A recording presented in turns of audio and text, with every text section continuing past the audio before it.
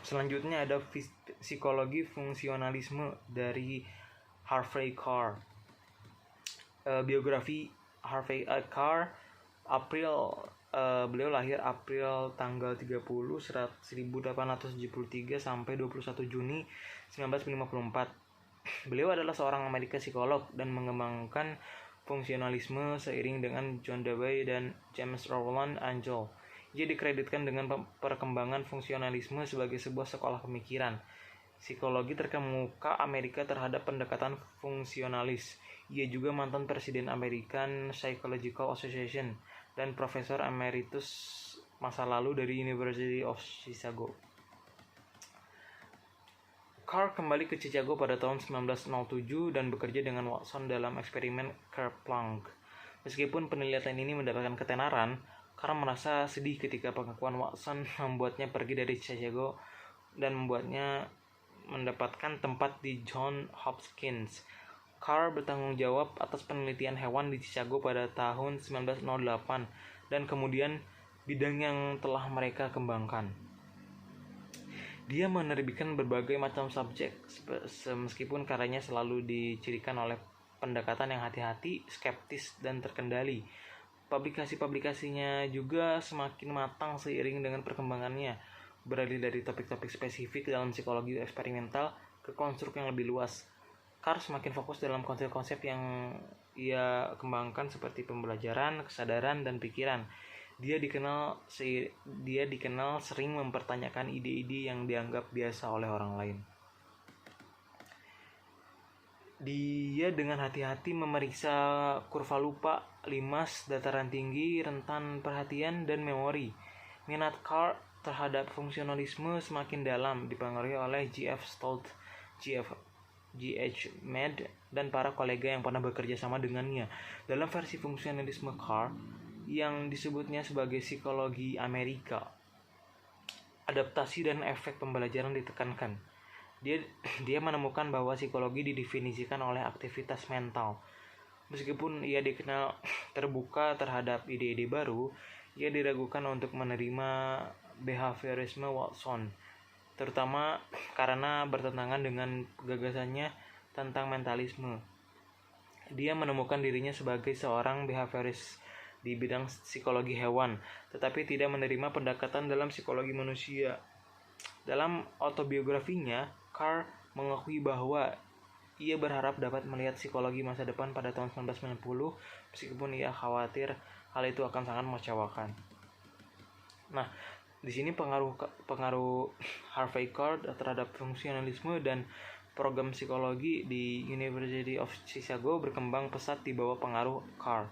Ia naik jabatan dari asisten profesor hingga menjadi ketua departemen. Di mana ia menjabat pada tahun 1926 hingga 1938. Selama tahun-tahun tersebut, ia membimbing mahasiswa pascasarjana dengan tesis di bidang psikologi. Beliau menyatakan bahwa 131 gelar telah disentuh oleh pengaruhnya. 53 diantaranya adalah disertasi doktoral di bawah pengawasan langsungnya. Beliau terlibat dalam banyak komite psikologi dan memegang posisi sebagai editor untuk Journal of Experimental Psychology and Journal of General Psychology. Tulisnya dalam yang jumlahnya lebih dari 50 sangat berpengaruh dan beragam. Kemudian karya-karya Harvey Carr, tulisnya yang jumlahnya lebih dari 50 sangat berpengaruh dan beragam. Dia menulis 2 buku berjudul Psychology, A Study of Mental Activity 1925 dan An Introduction to Visual Perception pada tahun 1935. Ia menjadi presiden APA pada tahun 1927, memberikan pidato berjudul Interpretasi Pikiran Hewan. Dia juga memegang posisi yang sama di Asosiasi Psikologi Midwestern pada tahun 1937. Pada tahun 1938, Carr menjadi profesor emeritus pada tahun-tahun setelah pensiun. Carr mencurahkan energinya terutama untuk para mahasiswa di departemen daripada untuk penerbitan. Assalamualaikum warahmatullahi wabarakatuh. Perkenalkan, nama saya Mani Kalila dengan NIM 0603523014 Di sini saya akan menjelaskan tokoh psikologi fungsionalisme, yaitu John Dewey. John Dewey adalah seorang filsuf dari Amerika Serikat yang menjadi salah satu perintis pemikiran programatisme. Ia dikenal sebagai kritikus sosial tentang pendidikan yang kemudian merintis dasar keilmuan di bidang psikologi pendidikan. Ia lahir di Burlington pada tahun 1859 dan menempuh pendidikan di Baltimore. Semasa hidupnya, ia bekerja sebagai profesor di bidang filsafat dan pendidikan di beberapa universitas. Dewey menghasilkan karya tulis sebanyak 40 buku dan artikel yang sedikit berjumlah 700 artikel. Pengaruh yang terpenting adalah pemikiran untuk menggunakan psikologi dalam kehidupan praktis. Di Amerika Serikat, ia menjadi pendiri dari laboratorium psikologi pendidikan pertama di Universitas Chicago dan juga yang kedua di Universitas Columbia. Dewey berpandangan bahwa filsafat yang berdasarkan kepada pengalaman nyata yang diselidiki secara kritis dan aktif dapat menyusun nilai-nilai maupun norma-norma. Dewey memberikan pengaruh bagi pengembangan filsafat pendidikan khususnya pada pendidikan progresif yang dilandasi oleh progresisme. Ia merupakan pengusul diadakannya pembelaan kontekstual di kelas khususnya di Amerika Selatan. Ia menjadi pemikir yang mengubah sistem pendidikan multikultural di Amerika Serikat yang awalnya mengutamakan asimilasi menjadi mengutamakan perilaku sosial dengan sistem demokrasi dan toleransi. Aliran pemikiran John Dewey memiliki pengaruh yang besar bagi pragmatisme. Pemikiran pragmatisme disebut juga sebagai eksperientalisme karena ia menjadikan pertumbuhan manusia sebagai tujuan dari pendidikan. Ia meyakini bahwa segala sesuatu di dunia ini memiliki sifat selalu berubah sehingga pemikirannya dinamai sebagai satu pertumbuhan. Pemikiran pragmatisme ini menjadi salah satu landasan pemikiran yang memulai penyelenggaraan pendidikan massal. Dewey mengembangkan pemikiran dari tokoh pragmatisme lainnya yaitu Charles Sanders Peirce dan William James. Hasil teorinya disebut sebagai teori instrualisme. Teori ini menyatakan bahwa penyelesaian persoalan sosial harus menjadi fungsi dari kognisi. Karya tulis Psychology merupakan buku pertama yang ditulis oleh Dewey yang diterbitkan pertama kali pada tahun 1887. Gagasan utama dalam buku ini mengenai sebuah sistem filsafat tunggal. Sistem tersebut berdasarkan pada hubungan antara studi ilmiah, psikologi, dan filsafat idealis Jerman. Pemikiran-pemikiran di filsafat idealis Jerman dalam buku ini diterima oleh beberapa sarjana dan kemudian oleh beberapa universitas diadopsi sebagai buku teks kritik, atau buku ini hanya diberikan oleh Granville Stanley Hall dan William James. Sekian yang dapat saya sampaikan. Wassalamualaikum warahmatullahi wabarakatuh. Harvey Kerr lahir pada 30 April 1873 dan meninggal 21 Juni 1954. Bapak pendiri psikologi fungsionalis, terkenal karena pendekatannya yang metodis dan menyeluruh terhadap sainsnya. Karyanya sebagian besar dikhususkan untuk studi tentang kognisi dan persepsi hewan. Kerr berkolaborasi dengan John B. Watson dalam proyeknya yang paling terkenal, eksperimen Kerr-Plum. Yang terkenal, Kerr menjabat sebagai ketua Departemen Psikologi di Universitas Chicago dari tahun 1926 hingga 1938. Ia juga menjabat sebagai Presiden American Psychology Association pada tahun 1926. Dia memutuskan bahwa psikologi bukanlah jalan yang cocok baginya dan memilih menjadi guru sains di Universitas Harvard. Kerr menyatakan dalam autobiografinya bahwa komunitas lokal sangat percaya pada nilai pembelajaran buku sepanjang perolehannya tidak mengganggu upaya serius dalam hidup. Dengan rasa haus akan pengetahuan bahkan di tahun-tahun awal ini, Kerr melengkapi ajaran yang diberikan di sekolahnya menengahnya dan belajar sendiri fisika, aljabar, dan kimia dari buku teks. Meskipun pendidikan perguruan tinggi bukanlah hal yang biasa atau diharapkan di masyarakat, Kerr terdorong untuk belajar lebih banyak. Pada usia 18 tahun, Kerr menjadi mahasiswa Departemen Persiapan Universitas DePauw. Dia mampu menyelesaikan kursus 3 tahun dalam 2 tahun dengan mengambil kelas tambahan dan melakukan pekerjaan tambahan di sekolah distrik. Kerr memilih jurusan matematika yang menurutnya merangsang dan menyerap karena penelitian selanjutnya di bidang psikologi ditandai dengan presisi dan objektivitas. Mungkin tidak mengherankan jika ia tertarik pada matematika di awal masa kuliahnya. University of Colorado memberikan pengalaman pertama yang unik di bidang psikologi. Instrukturnya, Arthur Allin, menyukai gaya bimbingan G. Ensley Hall dan memberi Carr semangat dan kebapakan dalam pengembangan.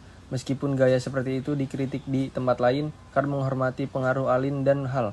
Meskipun universitas tidak memiliki laboratorium psikologi, Allin mendorong Carr untuk berinvestasi dalam psikologi eksperimental.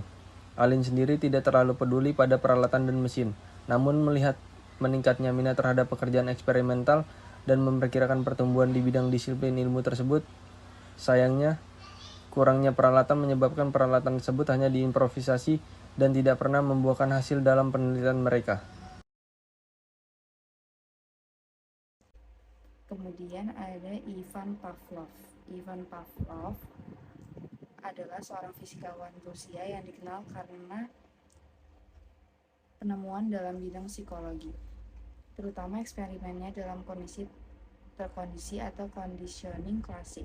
Ivan Pavlov lahir pada 14 September 1849 di Ryazan, Kekaisaran Rusia. Pavlov awalnya belajar untuk menjadi rohaniawan, tetapi kemudian beralih ke bidang kedokteran. Ia meraih gelar dokter hewan dari Universitas Sankt Petersburg pada tahun 1879. Setelah lulus, Pavlov bekerja di laboratorium fisik medis dan kemudian di Institut Kedokteran Eksperimental di Sankt Petersburg. Pavlov belajar di bawah pengaruh ilmuwan terkemuka di Eropa termasuk Carl Ludwig dan Rudolf Virchow. Pavlov dikenal karena eksperimen conditioning klasiknya yang awalnya dilakukan pada anjing. Dia menemukan bahwa stimulus netral dapat memicu respons fisiologis yang sebelumnya hanya dipicu oleh stimulus alami.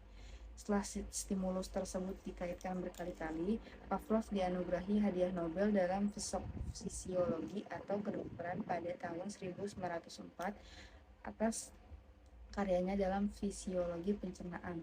Eksperimen Pavlov membuka jalan bagi perkembangan psikologi perilaku dan memainkan peran penting dalam teori pembelajaran dan conditioning. Konsep conditioning klasik Pavlov juga memiliki dampak pada bidang psikiatri dan terapi perilaku. Pavlov menikah dengan Serapima Vasilyevna Karkevskaya pada tahun 1881 dan mereka memiliki 5 anak. Pavlov meninggal dunia pada 27 Februari 1936 di Leningrad, Uni Soviet. Assalamualaikum warahmatullahi wabarakatuh. Perkenalkan, nama saya Karina Febrianti Utami dengan NIM 0060352344. Di sini saya akan mempresentasikan filsuf psikologi fungsional William James. Siapa itu William James? William James adalah seorang filsuf dan psikologi besar di abad ke-19 yang secara luas dikenal sebagai pendiri psikologi di Amerika. Selain itu, William James juga seorang profesor besar. James juga menulis banyak buku berpengaruh dalam bidang psikologi, psikologi pendidikan, psikologi agama, dan mistisisme yang sampai sekarang masih berkembang. Dan juga tentang filsafat pragmatisme. Sepanjang hidupnya, James mengintegrasikan ide-idenya dengan ilmu psikologi untuk menyajikan teori-teori. William James berkontribusi besar terhadap proses pengembangan ilmu pikiran atau dikenal sebagai studi tentang keadaan kesadaran manusia. Dengan teori-teorinya, James menerbitkan karya-karya psikologi utamanya pada 1890-an. Masa kecil dan perjalanan hidup William James lahir pada 11 Januari 1842 di New York City. Sebagai anak tertua dari 5 bersaudara, orang tua William James bernama Harry James, ayahnya, dan Mary Wells adalah ibunya. Saat William James masih kecil, ia beberapa kali pergi ke banyak negara di Eropa dengan orang tuanya, sampai pada tahun 1858. Keluarganya akhirnya menetap di Newport, Rhode Island, di mana James mulai bekerja sebagai anak magang di sebuah studio seni milik William Morris Hunt di Rhode Island. Karena pada saat itu ia tertarik dengan seni dan ingin memulai karirnya dalam melukis. William James lahir dalam keluarga yang sangat mendorong anak-anaknya dalam pendidikan dan akademik. Ayahnya, Harry James, adalah seorang teologi Swedia Borgian yang terkenal dan kaya raya. Saudaranya Robert James adalah seorang novelis terkenal, dan saudara perempuannya, Alice James, adalah seorang penulis buku harian. Singkat cerita, James meninggalkan karirnya dalam seni dan ia memulai studi kimia di Lawrence Scientific School di Harvard University pada tahun 1861. Setelah beberapa tahun, ia memilih untuk belajar kedokteran di Harvard Media School sampai ia menyelesaikan gelar kedokterannya pada tahun 1869. Namun entah bagaimana, James menyadari bahwa ketertarikan dan minat sebenarnya ada pada psikologi dan filsafat, bukan kedokteran, walaupun ia sudah menyelesaikan gelar kedokterannya di tahun 1869 tadi. James tidak pernah melanjutkan karir atau studinya di bidang kedokteran. Setelah itu, James memutuskan untuk mengejar karir di bidang psikologi dan filsafat. James memulai bergabung sebagai instruktur fisiologi di Harvard pada tahun 1872 sepanjang karir akademinya di sana. James juga menjabat sebagai profesor psikologi dan profesor filsafat. Di awal-awal tahun James bekerja di Harvard, James melakukan sebuah penelitian laboratorium tentang sensasi dan persepsi. Keyakinan James pada hubungan kuat antara pikiran dan tubuh manusia mendorongnya untuk mengembangkan teori psikologinya, yang sekarang dikenal sebagai teori emosi James Lange. Teori ini mengatakan bahwa emosi manusia muncul dari perubahan fisiologis dalam menanggapinya kejadian eksternal saat itu. Sudut pandang dan teori-teori James tentang psikologi pun kemudian mulai berkembang dan terkenal. Pada tahun 1890, James menerbitkan dua buku yang sangat berpengaruh dalam bidang psikologi berjudul The Principles of Psychology. Ada dua buku, volume 1 dan volume 2. Buku James tersebut sangat banyak dibaca di Amerika dan Eropa, dan sempat mendapatkan perhatian dan pujian dari Sigmund Freud dan Carl Jung. James kemudian memperluas teori dan ilmunya dari psikologi eksperimental untuk menulis dan menghasilkan karya-karyanya yang lebih filosofis. Sambil terus mengajar dan mengembangkan psikologi di Harvard, William James menghabiskan sebagian besar dunia karirnya, yaitu 35 tahun di Harvard, sampai ia akhirnya pensiun pada tahun 1907. Setelah pensiun dari Harvard pada tahun 1907, James terus menulis dan menerbitkan beberapa karya tulis, sebagian besar tentang pragmatisme, sampai pada tahun-tahun terakhirnya. James menderita sakit jantung. Ia mencari perawatan di Eropa tetapi tidak berhasil. Pada tanggal 26 Agustus 1910, William James wafat karena gagal jantung. Ia dimakamkan di makam keluarganya di pemakaman Cambridge, Massachusetts. Teori dan kontribusi William James dalam psikologi. James mendefinisikan psikologi sebagai kehidupan mental dan jiwa kita karena ia berpikir bahwa kesadaran adalah apa yang membuat mental dan jiwa kita hidup. James berusaha untuk menemukan kegunaan dari kesadaran manusia dan bagaimana hal itu sangat berfungsi untuk bertahan hidup. William James juga seorang filsuf yang banyak dibaca, dan teori-teorinya tentang pragmatisme telah berkontribusi besar pada bidang psikologi dan filsafat. Menurut pragmatisme James, nilai sebuah ide ada di kegunaannya. Beberapa kontribusi James lainnya terhadap filsafat adalah teori epistemologis. Teori ini menyatakan bahwa sebuah keyakinan dikatakan benar jika berguna. Kebenaran sebuah keyakinan dapat diverifikasi berdasarkan kontribusinya terhadap dunia nyata.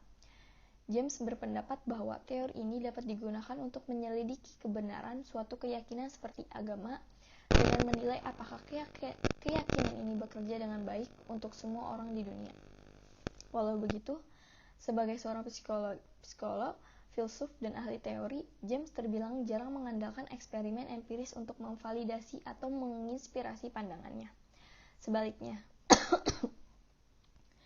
ia memanfaatkan semua bacaan dalam psikologi, filosofis, dan fisiologis James menghabiskan waktu di Eropa pada tahun 1882 sampai 1883, di mana ia mengunjungi universitas, menghadiri sesi laboratorium dan kuliah, berbicara dengan psikolog termuka yang tak terhitung jumlahnya, dan mengumpulkan laporan dan studi klinis tentang pikiran abnormal.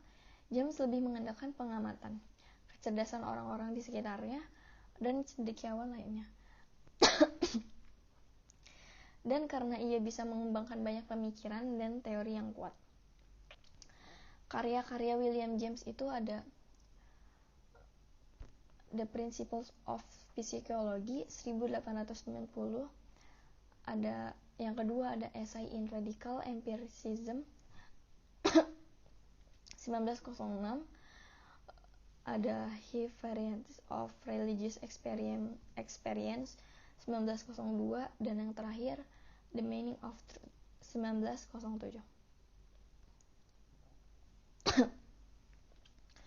William James sebagai bapak dari dua aliran pemikiran penting yaitu psikologi dan filsafat juga menulis yang tak terhitung jumlah karyanya.